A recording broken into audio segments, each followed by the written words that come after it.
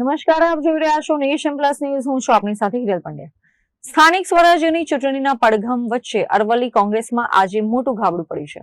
મેઘરજ નગરના લઘુમતી સમાજના 200 થી વધુ યુવાનો અને સામાજિક અગ્રણીઓએ કોંગ્રેસનો સાથ છોડી ભારતીય જનતા પાર્ટીનો ખેસ ધારણ કર્યો છે. મેઘરજના કસ્બા વિસ્તારમાં આજે ભારતીય જનતા પાર્ટીની એક મહત્વપૂર્ણ સભા યોજાઈ હતી. આ સભામાં મેઘરજ જિલ્લા પંચાયત અને તાલુકા પંચાયતના ભાજપના ઉમેદવારોની પ્રેરક ઉપસ્થિતિ રહી હતી. આ પ્રસંગે અરવલ્લી જિલ્લા ભાજપ પ્રમુખ ભીખાજી ઠાકોરે કસ્બા વિસ્તાર, સમદનગર અને ઇન્દિરાનગરના લઘુમતી સમાજના 200 થી વધુ યુવાનોને ભાજપનો ખેસ પહેરાવી પક્ષમાં આવકાર્યા હતા.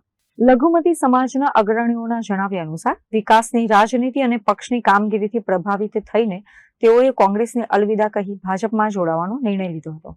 તાલુકા પંચાયત, જિલ્લા પંચાયતની ચૂંટણી ચાલી રહી છે. મેઘરજ ગામ કસ્બા વિસ્તારના લઘુમતી કોમના યુવાનો બધા ભાજપ સરકારના અંદર જોડાયા છે. વર્ષોથી ભાજપનું કામ કરતા આવ્યા છે, કામ કરતા રહ્યું. હું રહીમભાઈ ઇબ્રાહીમભાઈ ખેરાડા મેઘરજ કાચી સમાજના ઉપરથી કરું છું પસાર. જે ભાજપની જંગી બહુમતીથી મતદાન કરીને વિજય મેળવે, રૂપલબેનને વિજય મેળવે. સ્થાનિક સ્વરાજ્યની ચૂંટણી હવે અંતિમ તબક્કામાં છે. એવી વખતે મેઘરજ જિલ્લા પંચાયતના પ્રચાર દરમિયાન મેઘરજના કસ્બા વિસ્તારમાં લઘુમતી સમાજના આ વિકાસની રાજનીતિથી પ્રેરાઈ અને 200 થી 250 જેટલા કાર્યકર્તાઓ આજે વિધિવત રીતે કોંગ્રેસને બાય બાય કરી અને ભારતીય જનતા પાર્ટીમાં જોડાયા છે. ત્યારે બધા જ કાર્યકર્તાઓને હું અભિનંદન અને શુભેચ્છાઓ પાઠવું છું. અને આવો સાથે મળી અને આ વિકાસની રાજનીતિને આગળ વધારવા માટે આપણા તાલુકા અને જિલ્લા પંચાયતના બંને ઉમેદવારોને જંગી બહુમતીથી જીતાડીએ એવી ખૂબ ખૂબ હું શુભેચ્છાઓ પાઠવું છું. અત્રે ઉલ્લેખનીય છે કે અરવલ્લીમાં ચૂંટણી પહેલા લઘુમતી સમાજના આ સમર્થનથી ભાજપમાં ભારે ઉત્સાહ જોવા મળી રહ્યો છે.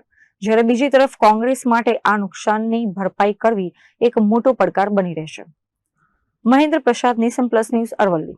સમાચારોના સતત અપડેટ મેળવવા માટે અમારી નેશન પ્લસ ન્યૂઝની યુટ્યુબ ચેનલને સબસ્ક્રાઇબ કરો, બેલ આઇકન દબાવો અને જોડાયેલા રહો ફેસબુક, ઇન્સ્ટાગ્રામ અને ટ્વિટર પર.